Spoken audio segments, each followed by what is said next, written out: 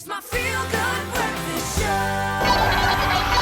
Call us on your cell phone. Culinary Hotline bling. That can only mean one thing. Welcome to it on this Monday morning. It is the edition of the Culinary Hotline bling. Sing, sing, sing. Yes, spring has indeed sprung, and all the beautiful seasonal veggies are here to tempt all of our taste buds. Think asparagus, baby marrows, aubergines, avocados, pears, pineapples, lekker man. And today we welcome back an old friend and author of the inspirational cookbook, Summer Food, to our studio. Welcome back, Chef Tjaart. He's back again. Looking more marvelous than ever. Get in here. How are you, sir? Well, as I always said, fit, fat and flourishing, or, the panty girdle certainly keeps everything together.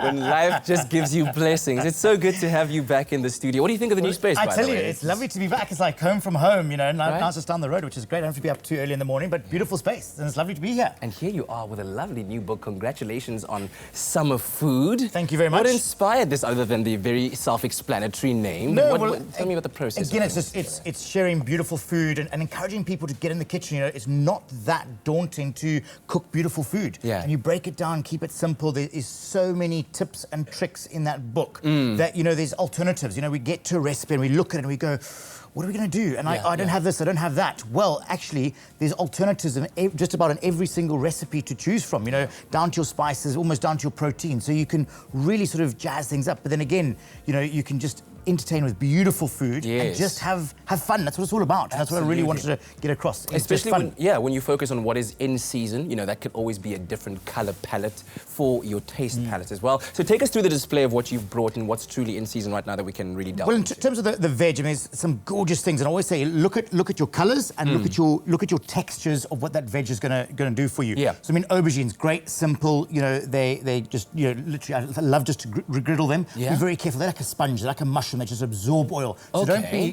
tempted to add on lashings of oil. A little bit. Be using those. Brussels sprouts. I love it, and people don't like it because we've got that sort of bitterness that you come through. I always cut. If you overcook them, right? But you overcook them. You're trying to cook that core center. But what I do is I'll just quickly do it now. Is I cut mine into quarters.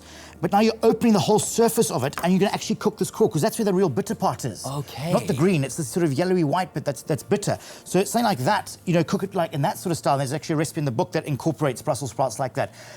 Corn on the cob, you can sort of blanch it and then finish it off on the griddle pan. Avocado, that just adds texture, creaminess, so then you don't have to cook it all. Avo everywhere. You're probably avo lover. Everyone loves avo. They say you should never trust somebody who doesn't like avos. Oh, there we go. There's one to think about. And then lastly, beetroot. I love roasting beetroots. Again, it features in the book as well, because you're saying so earthy and just something just throw in the oven. But look at that. That takes a lot of time to cook. And then with the courgettes as well, you want something like that delicate, but add that much later on. I can't stand these packs that we have of these roasted veg. It's got onions, butternut, and courgettes. Yeah. The courgettes are going to be mush by the time the butternut cooks and so on and so forth. So think of things of adding things a little bit later on. Yeah. And if you adapt that kind of policy, you're A for a way. Fantastic. So that's on the veg front. What about fruit? Well, fruit, pawpaw, papaya, however you want to sort of term it. I think it's one of my favourite fruits of summer again. Yes. And you can incorporate that into your salads as well. Again, with summer food, I've done lots of fruit in my salads because it really brings salads to life and adds a whole different dimension. Kick of sweetness maybe that you get in an otherwise savoury salad. Absolutely, but what do you put into a dressing? Honey and mustard dressing? There we go. Honey, well, get the sweetness from the fruit. Gooseberries are a great one that we get here, the Cape gooseberry. Strawberries, it's berry season deluxe. And they're massive. Some of them that you get, you can literally fill your hand with one. It's crazy. Yeah. And then things like your pineapple, citrus starting to just towards the end of season, and same with your guavas. But they're just lovely flavours and textures that you can bring into a dish. And as I said, bring it into a savoury component quite easily. Don't be shy to not add fruit into your savoury component. Have we been eating pineapples wrong this entire time? I saw this post on, I think it was on Instagram or something. Like, once you've cut off the head, you're actually supposed to peel each one of these off and tear them off and... There's all sorts of ways to do it. Life's too short. Just lop it off there, cut around the sides there, and then carve it up and eat. Excellent. But what do you have for us here? So, very simply, very quickly, what I'm going to do is my beautiful chicken schnitzel. It's one of those dishes I have at least once a week. I make a chicken schnitzel, and there's so much you can do to it, but we'll come to that a bit later on. Yes. But the actual salad, the veg component. So, literally, asparagus. And all you can do with asparagus is, if you really want to take the time, is cut it in half lengthways. And now what you got is another whole colour, another dimension to it. Or you can just do it whole. It's entirely up to you. Whichever way you prefer. And then same with your little courgette, ribbons on a mandolin. If you haven't got a mandolin, a peeler, a vegetable peeler will work, There's yes. alternatives to that as well, unless you've got a really nice sharp knife as well. That makes life easier. And then you just want to sort of dress it with a little olive oil. Remember, cooking with olive oil, finishing your dish, if you want to do a little drizzle, with extra virgin olive oil. Okay. If you're going to heat extra virgin olive oil, you just turn it into olive oil. Okay. All right. All right. So, and then a little bit of salt, a little bit of pepper. And then if you can just do the honors here for me, please. Can you just squeeze that into the dish here as well? Lovely. And a little bit of lemon juice as well, just to sort of, remember, that actually starts to cook it already. And it's that simple. Oh yeah, because the acid in the lemon starts to cook it. of that. You see it when you kind of drizzle it over a piece of salmon. Very much You can so. actually see it going white as it cooks. SMS the keyword dish to 33728 and we'll send you the ingredients list as well as a link to the recipe. And then, literally, we're going to pop it straight onto here. Again, look at the structure, sir. If I'm doing my thick pieces of asparagus, they're going to take a little bit longer than my thin, flimsy little bits and pieces. That's true. So pop that on for now, and then add your courgettes a little bit later. Timing. It's timing, because I want everything perfect. I want the perfectly cooked asparagus. I want the perfectly cooked courgette ribbons. Yes. I don't want sort of, something overdone and something. So you want it like al dente? You still want that al dente, absolutely, where it's just perfectly cooked. But think of things. Look at that structure of it. Yes. With gas, pop it on, and gas takes a while to warm up, and then it holds its heat. For those of you who cook on electric, and I always say, people that cook on electric, crank it on to number 6. Disappear for half an hour and then come back and start cooking. Don't sit there again, 5, 4, 3, 5, 4 again. You're a guilty party of that day. I am. Just make sure the smoke alarm is on. So we're going to allow those to cook through, and then we're going to add them as the salad component. What have you added over here, by the way? So literally some mozzarella on top there and some basil pesto. So that's on there. Ooh. And, when it all comes out, you've got these lovely, look at these charred marks on here. Lovely. And literally it's taking all that, and you can start sort of putting things together, a couple of portions of asparagus, and then your ribbons. Play with that. Remember, you got your Schnitzel to go onto here as well. Yes. That's going onto there. And then I love playing green on green on green, or red and red on red. Go for it. So on there.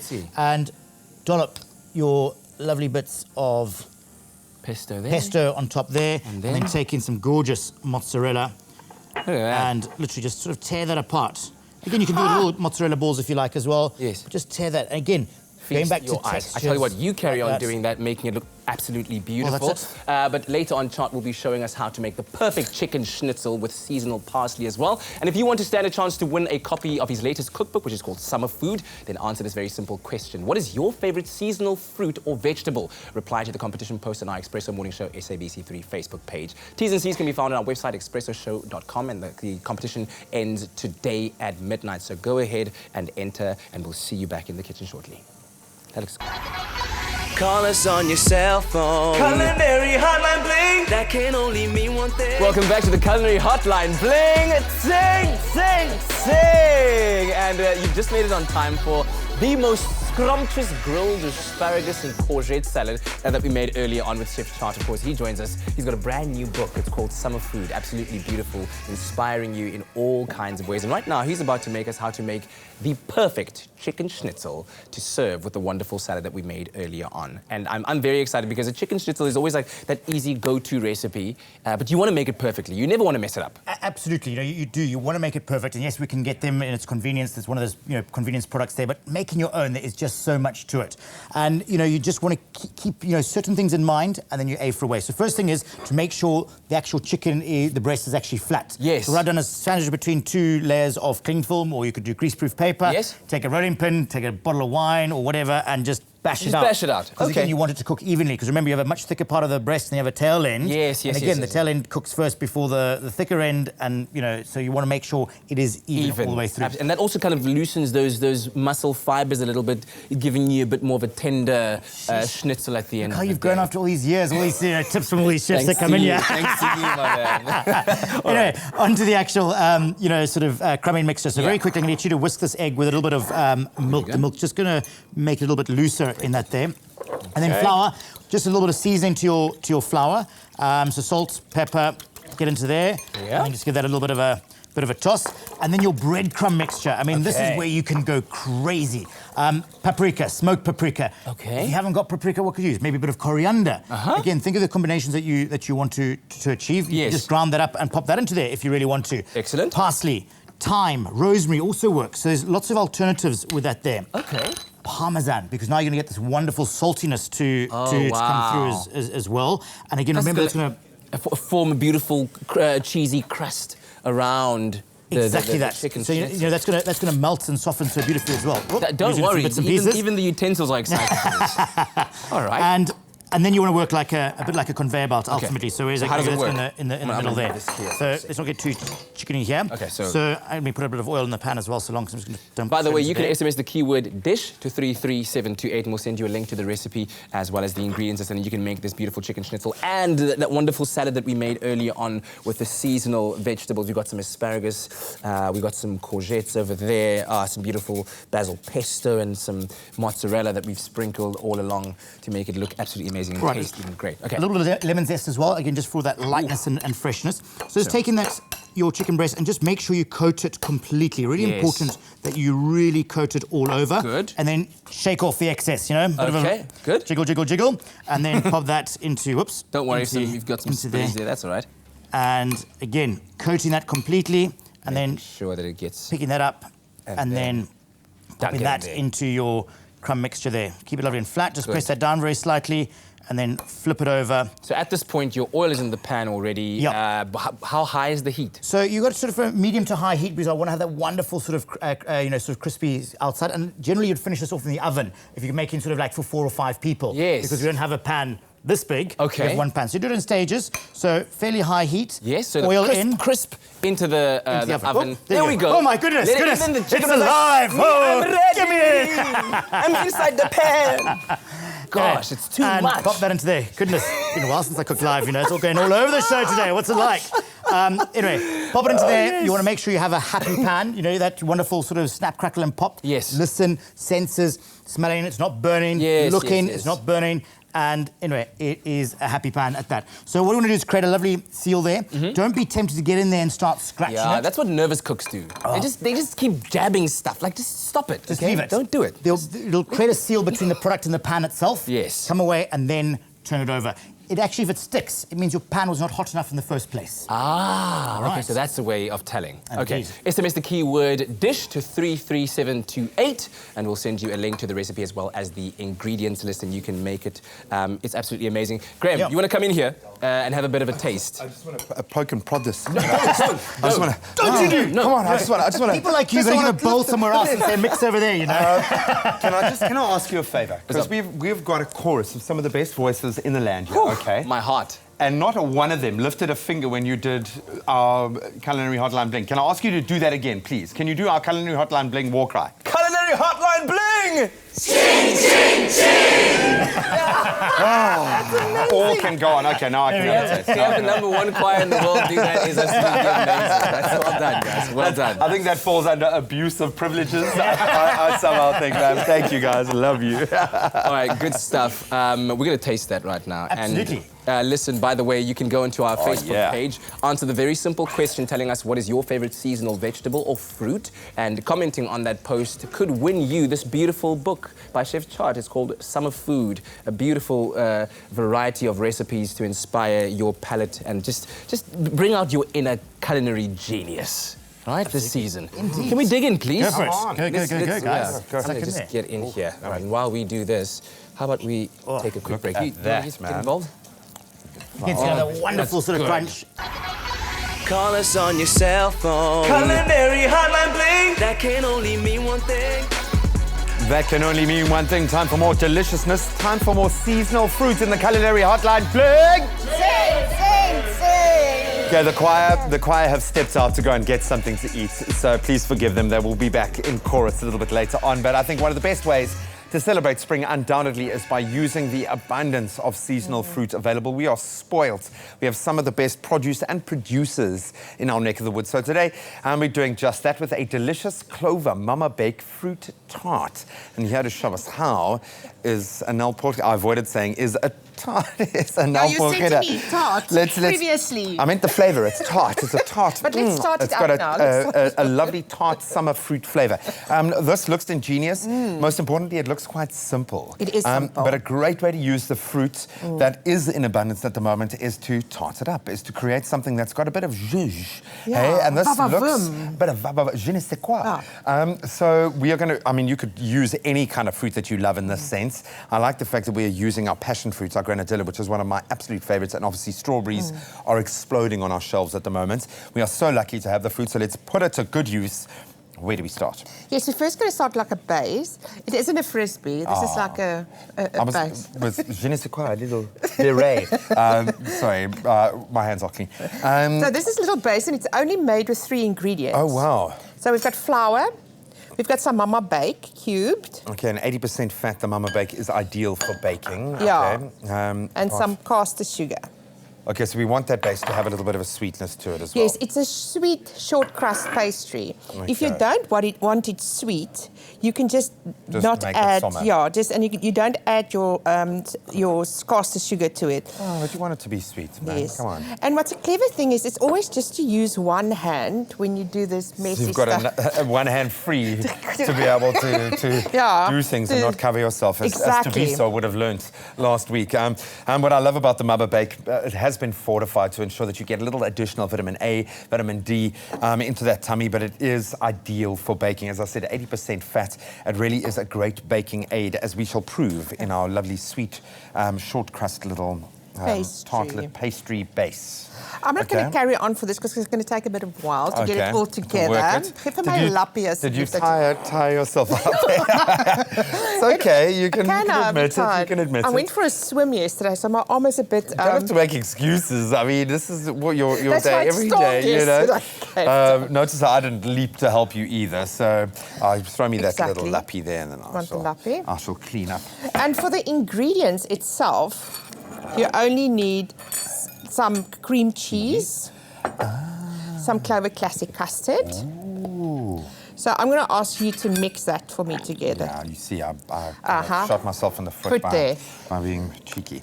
I love this. This is kind of like a cheesecake vibe, something that I would love. I love a French cheesecake as opposed to a baked cheesecake. I love the freshness of it, the tartness of it. And I'm going to add some vanilla. Oh, yummy. While you're doing that, I just want to talk about the crust. So once it's done, you just put it in your tart shell, and you bake it at 180 degrees for about 25 minutes. Then you've got a beautiful small tart shell there.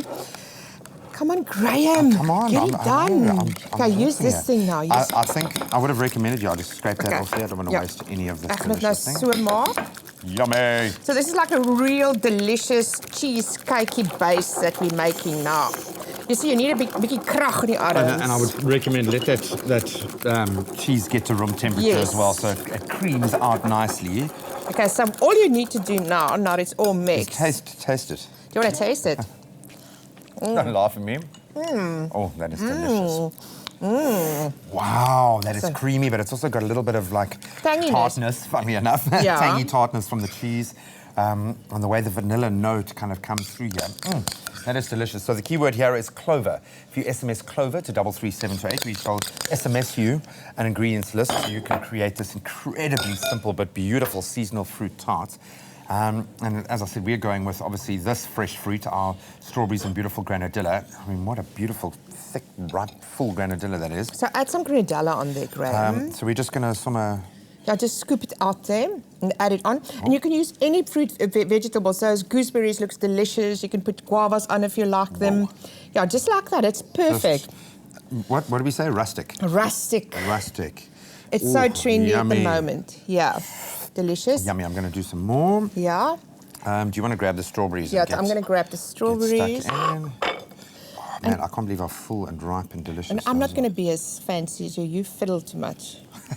You fiddle the other side. It's like... Well, I get nervous and I want to do a good job. And okay, so while we do the finishing touches to our beautiful fruit tart, you can go through a little blow by blow of how we go from that to this. That looks delicious, huh? Clover Fresh Milk is the #1 milk brand in SA. Made with love by Clover.